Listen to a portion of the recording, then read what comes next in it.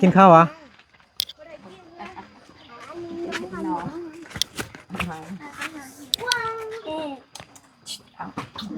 สมจะล้างเดี๋ยว พอดิ ก็ไปล้างจ้ะนอนนี่ค่ะ เขาบอกไปรับจ้างติเขามีเงินแล้วน้องเชคไปหาเงินมีเงินซื้อเหล้าแล้วเนาะน้องเชคบ่เข้าใจไอ้แบบน้องทานแล้ววะหน่อยสบายดีน้องละสบายดีแม่เด้อสบายดีน้องชงสบายดีทุกคน เด็กวันนี้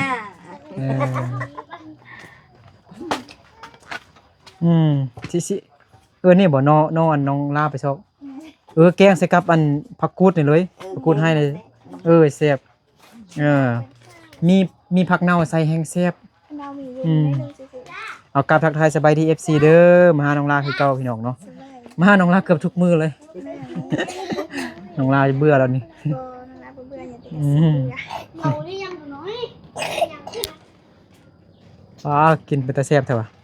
กินได้กลัวบ่นี่กินได้ไอ้น้อยเด้หยอกซื่อๆกินเลยบ่ได้ขี้ที่เด้น้องละกลัวบ่ได้ขี้ที่เด้หมอนี่ก็กินเดี๋ยวติดนี่ติดอยู่คอนี่เย็นๆเด้น่ะมีผักเน่าแดมบ่ใส่ผักเน่าแดมเชฟสดภาษามงเอิ้นว่าจังได๋ผักเน่าปอจื้อหัวปลาถึงยาวเถอะวะไม่ยังเกาะว่าอีกดูปอจื้อหัวปอจื้อขัวปัวฮะปอจื้อหัวปอจื้อขัวปอจื้อขัวผักเม่นผักเม่นเนอะ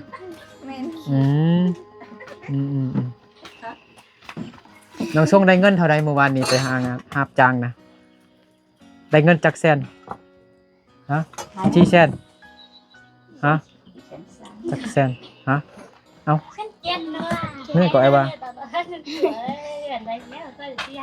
เอาไอ้ว่าบ่แม่นเอาเนาะจีแสนบ่แม่นเอาเนาะคันสิถามเป็นภาษามงจะได้จักแสนนี่ว่าจังได๋ฮะจักแสนได้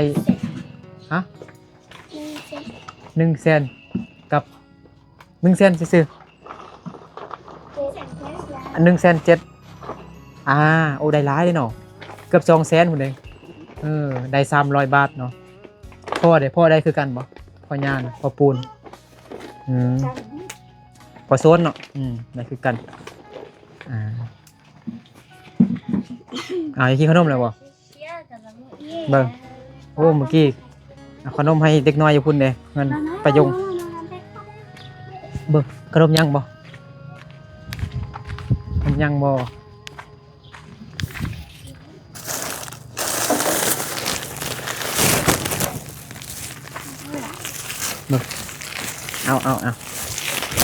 เอา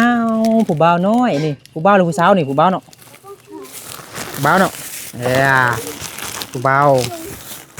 โอ้ไอ้นึกโลแล้วก็ได้กินขนมเลยเนาะเอากว่าเอาน้องชงคนงามน้องจงนี่พออยู่เบิ่งดูมาเด็กน้อยมาดูพอป่ะโดยโอ้เอากลัวเอา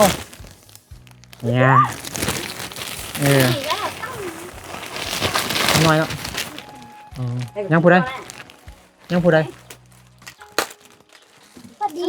ไปดีเอาให้ไปดีเบิ้งให้ไปดีไปได้โอ้พอดีหมดยังอันนี้ให้น้องลากินน้องไปได้เด้อเอาเบิ่งดูเมื่อกี้โอนเงินกับบ่ได้สั่นธนาคารคัดคองนำไอ้วันติดหนี้อยู่ ขอเงินสดนำไอ้วันแต่ว่าโอนเงินบ่ได้แต่ว่าเอาเงินไอ้วันมาก่อนยังบ่ได้อันเถอะ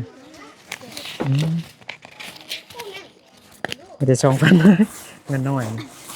ซื้อให้น้องประดาพอดีกินกันเนาะเงินอื่นจังมาอีกไม่ยังกินยังนับยังนี่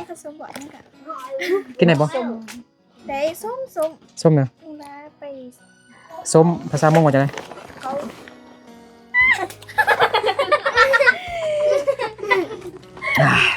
เก็บอยู่ป่า มักมันหยังไอ้กับบ่ฮู้ชื่อเด้นี่ ว่าถ้าส้มอะไรเนี่ย มาคบซุ่ม มักสมอนนะ มาคบซุ่มนะ มาขอส้มแม่นได้ยินดิมาขอส้มในกันแล้ว มาขอชม แกะแล้วก็เอาใส่ มาขอส้มนั่นข้างหม้อแล้วกินน้ำไม้แซ่บๆน้องส่งอะไรแช่น้ำเย็นบ่ไว้แซ่บ ยังมันก็ได้ตัวอย่าง น้องร้านมันบ่ฮ้อนบ่มันบ่มีอันตัวจับนะฟ้าหม้อน้องนะเฮ็ดจังได๋จับจังนะเอามายัง เอาบ้าง โอ้มันก็ นั่นเอา เห็ดอยู่แต่มัน คือบ่ใส่หม้อนี่นะมันคือมีอันบอลจับมันมี ไม่ได้ดิ ขี้อายเนาะคือสาวน้อยขี้อายธรรมดาน้องออกปกติบ่บอกสัมบอกจังได๋เลยบอกหน่อยวันนึกใส่หมวกอันนี้มาพี่น้องเพราะว่ามันเป็นวันเสาร์วันอาทิตย์นี่บ่มีตำรวจจราจรเนาะถ้าว่าวันจันทร์วันศุกร์เนี่ยต้องใส่หมวกเลยทางกันบ่ให้ตำรวจนั่นเด้ทางกันอุบัติเหตุเด้ใส่หมวกอันนี้มา นั่ง บ่มีตำรวจก็เลยบ่ได้ใส่หมวกอันมาคันเฮาบ่ใส่หมวกกันน็อกนี่คันเจอด่านตำรวจนี่ก็จะปรับใหม่30,000กีบหรือว่า60 บาทให้มาแต่ว่าบ่นึกมีใบขับขี่มันหรอกมีใบขับขี่มีใบเมิดแล้วรถบ่มีแต่ใบขับขี่รถยังมีแต่ใบขับขี่รถจักรมันมืดอยู่ทางนี้ ก็ข้าวสองผ้า กินนะ ยอกซื่อๆให้กินแทนนะ อันนี้มาทานกินข้าวไส้กระดิ่ง ฮะ อันนี้คือทานกินข้าวไส้กระดิ่ง ไอ้กินแล้ว กินอ่ะ ข้าวเช้า กินคือแขก อุ้ย ส่งค่ะชุกก็ มันสูงพนมันสูงพน อย่าไปมาตกเตะอ่ะ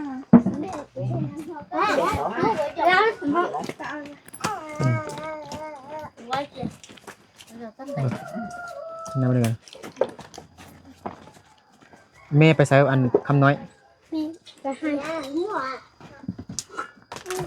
แม่คำน้อยบอกอันนั้นเหรอติ เป็นยังไงเนาะแข็งแห้งเหรอเนาะไปผ่าตัดแข็งแห้งแล้ว ดีแล้วนั่งตั้งนี่ก็ได้เบิ่งน้องลาเฮ็ดกินกัน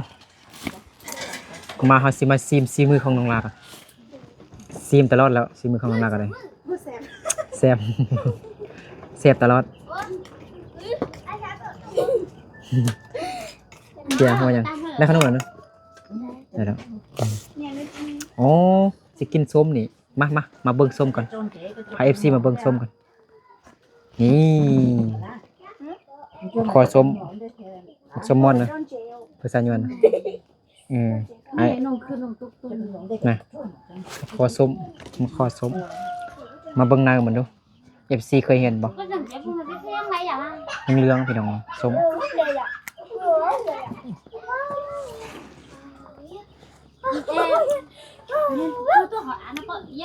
ซิมดูพาส้มให้แต่มันก็แซ่บดู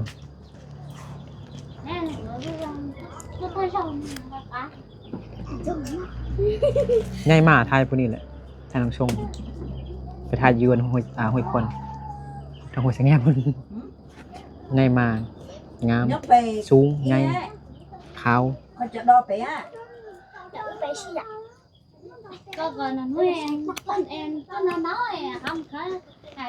ข้าผักเน่าเนาะคักอีหลี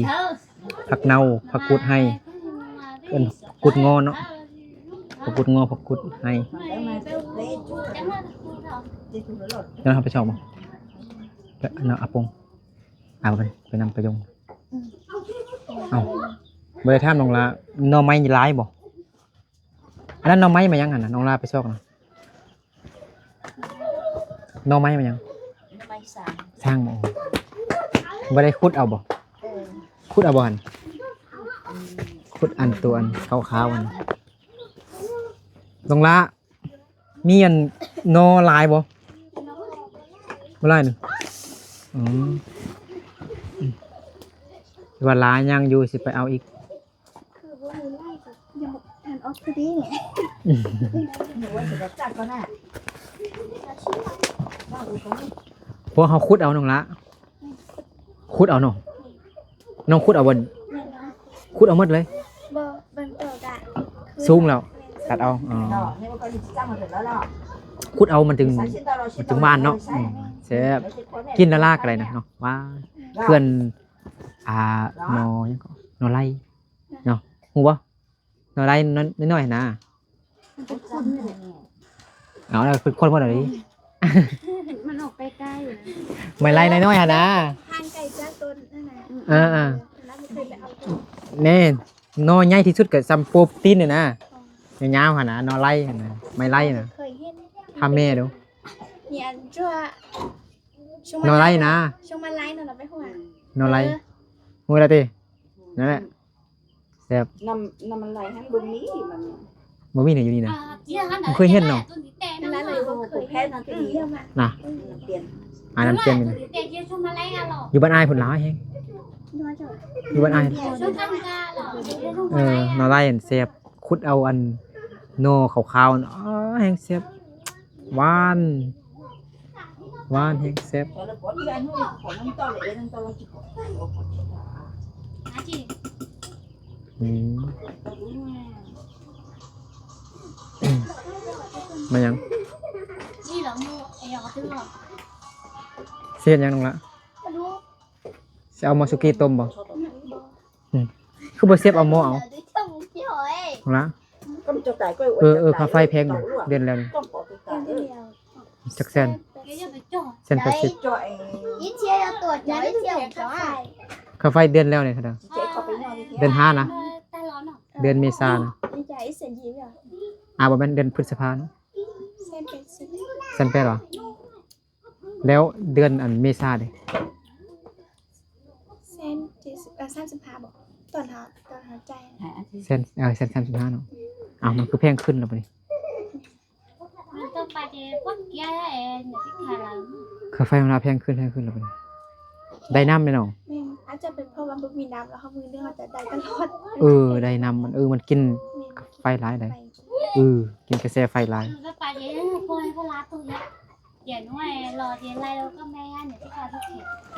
โอ้สมัยตะกี้เคยเห็นอยู่อันนี้ตอนนี้คนก็ยังเฮ็ดอยู่เนาะอันตัวเป่าอันไฟนี่ แม่นเวลานี้เขาซื้อ เท่าไรก็พอซื้อนะ เส้นไฟ แซดบายนี่โอ้สมัยตะกี้นี่ลมแห้งลมพดแห้งเลยเนาะเอาไฟนี่วันให้สิเป่าติดลงมาเย็นเลยก็เย็นมันแห้งเบิ่งเป่านี่นะโอ้ยต้องพกคนโอ้เนาะลองมาสิแห้งสำใดเอาเนาะมาให้ FC เบิ่งเด้อ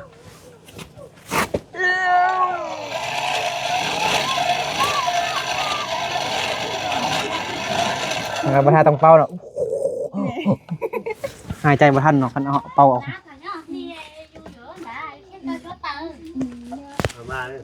สบายดีพอน้องลานอนก็ตื่นพักผ่อนเมื่อยเมื่อวานนี้ไปรับจ้างได้เงิน300 บาทพี่น้องเนาะ170,000เมื่อยบ่เมื่อยว่าไปรับจ้างได้เงินจักแสนเป็นไข้เลยโอ้เป็นไข้เลยเป็นฝนตกเนาะพอน้องละรับภาระหมดทุกอย่างเป็นไข้บ่ตอนนี้กินยาแล้วบ่น้องลาพาแม่ไปซองไฟฟ้าแล้วบ่ยังบ่ จับน้องน้ำไปวางไหน ว่างเลย วันนี้ชื่อยา ซื้อยามากินเหรอ ชื่อยากิน พ่อก็กินยาแล้วเนาะเป็นไข้นะบ่ซื้ออันแผ่นติดหัวตัวอันยาติดหัวนะ จะได้ชื่อ บ่ได้ซื้อเถอะ กินยาดีไข้ดีจิตปวดเจยังนี่แหละ อ๋อปลาร้าเนาะ ปลาแดง พาราเซตามอล อัมมอกยังเนี่ย กินเบิ่งดีขึ้นแล้วบ่ ดีขึ้นแล้วบ่ เงินน่ะ ใครนี่แต่คนจงที่หน้า ว่ายังเรื่องเงินลูกบ่มีเงินทำเงินนำลูกน่ะ ว่าคิดว่าย อกไปซื้อ ยอก ไปซื้อมีเงินไปซื้อบ่อสำหรับ คิดว่าลูกถามว่ามีเงินซื้อแล้วบ่นึงบ่อัน มีเงินเนี่ยมีเลยนึง มีอันหนึง พอไล่แต่ว่าเขาซื้ออะไรอยู่ อ๋อลูกถามว่าเป็นไข้น่ะดีขึ้นแล้วบ่ ดีขึ้นแล้ว อ๋อ ดีขึ้นแล้ว เอาก็ดีแล้วฉันน่ะฮ้อนเนาะแกเสือ ไปปลูกข้าวโพดบ่เมื่อวานนี้ เป็นมื้อนี้ ไปปลูกข้าวโพดบ่ไปปลูกข้าวโพดอยู่ไสไกลบ่ไปปลูกข้าวโพดไกลบ่ปลูกสาลีนะ พวกพดน่ะ ไกลบ่ มื้อ ไม่ นี้อ่ะ อันอยู่ส่วน หันบ่ไกลแล้ว อยู่นี่เนาะอ๋อทางห้วยอันทางฝากนั้นอันเงินดินมาน้องประยงบ่ ตอนน้องเอียไปไป ไปทางนี้ เอาพ่อคือว่าสิไปทางนี้ซั่นน่ะ ไปทางนี้ได้ เนื้อไป เมื่อวานนี้นะพวกนี้ เมื่อวานปลูกอยู่ทางหน้าเนาะ ผมปลูกของอีพอท่านก็ปลูกไปทางนี้เนี่ย อ๋อ ไป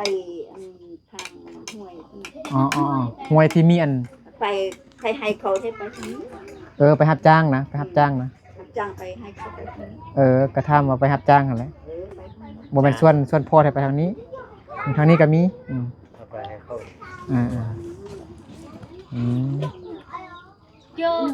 สู้ต่อไปหั่นแหละโอ้ตรงละรบกวนซักโทรศัพท์มาหน่อยได้บ่ซักที่นี่ได้บ่ ได้อยู่ ชักนั้นนะ ทางนี้เนาะ ไปถึง ได้เนาะโอ้เสียบ่ได้ลุ่มบ่ตรงละเฮ็ดเบิ่ง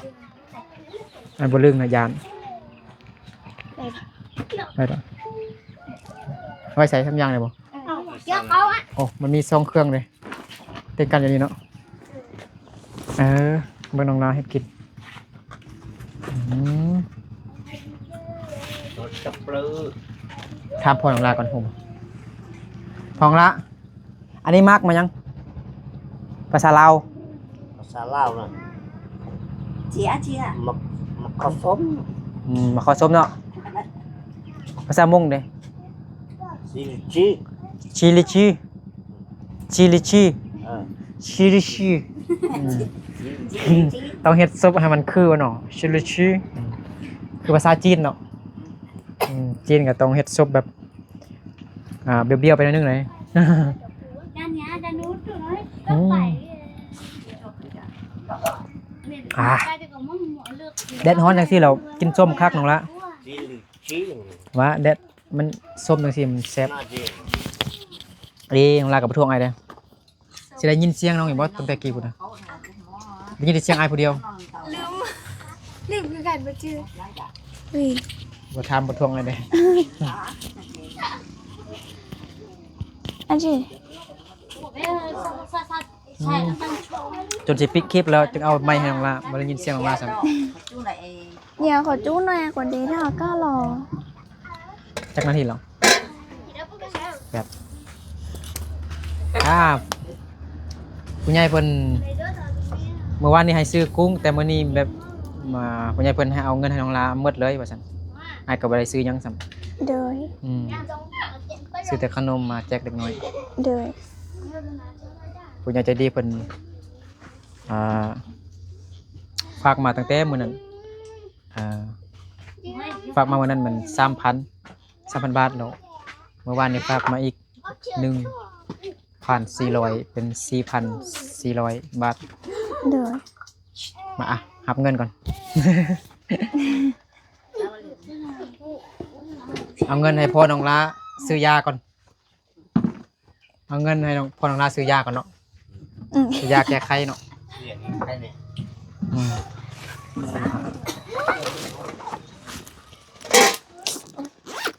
เงินให้พ่อน้องลาซื้อยาก่อน มีเมื่อวานนี้ มีแล้วเฮ้ยฉันก็บ่เฮ้อเงิน2 ล้านปลายนี่บ่เฮ้อเลย บ่ให้เนาะเงิน FC นี่บ่ให้เนาะมียาแล้วเนาะ ซื้อ เมื่อวานนี้ไปรับจ้างได้เรื่องนึงวะ เงินรับจ้างหลายๆแล้วเนาะเงิน FC เอาให้นี่บ่เอาเนาะหยอกพอน้องละ จ้างเอา ฟังลาก็ตลก เอา อืม แบบ พอน้องลาก็บ่นั่งตั้งสูงๆý rồi tôi xé lại thế bỏ con này 2 ล้านเก่า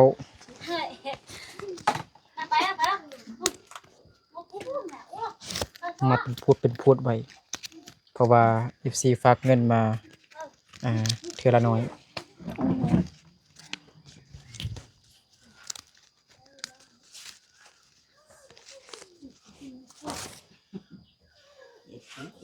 เงินไปเงินพาแม่ไปห้องหมอ rồi nó láจะสอนรถเราจะพา ซื้อข้าวเด้ แม่ ซื้อหยังดิ จะพาไปได้ซื้อเขา อืม พาแม่พอ อืม เจ็บแบบ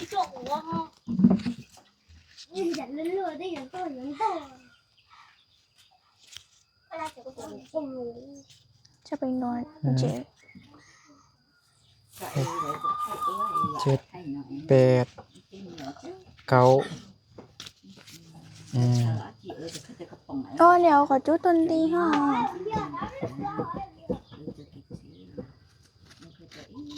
ล้านเก่า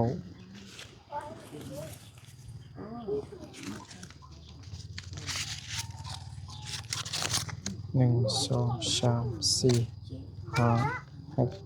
7 8 9 rồi rồi ta 1 ล้าน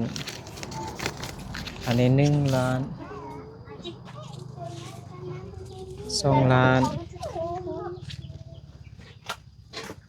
นี่900,000 2 ล้าน900,000เด้อ rồi 4,400 บาท ได้ได้2 ล้าน900,000กิบ มันมีใบ50,000เด้อคือว่าตับใหญ่ๆอยู่พี่น้องเนาะน้องละ เข้าใจเด้อ ใจเด้อใจเด้อ ใส่บ่นับคืนเบิ่งดูน้องลา อ่ะ ไอ้นับก็บ่อันค่อยนั่นปานใดเด้บางทีมันบ่2 ล้าน900,000นับมันเด้มาจับหน่อยครึ่งหนึงก่อนนับไปเทื่อละใบ อุ้ยอุ้ย ตื่นเต้น ในเงินหลาย นั่นละเห็นตื่นเต้น ผู้ใหญ่เพิ่นบ่ให้ออกซื้อเด้อ FC ทางฝั่งไทยเด้อ เดี๋ยว FC ทางฝั่งไทย อันนี้มันหก เท่าไหร่นะ ห้าสี่ห้า จักแสน ห้าหนึ่งสอง 500,000วะ สามสี่ห้า 6 7ตรงไหน5 6 7 แปด 8 เก้า 9 1 ล้านตัดไปก่อน1 ล้านเอานับไหมอันนี้เท่าไหร่นี่จักแสนนี่ หก 6บ่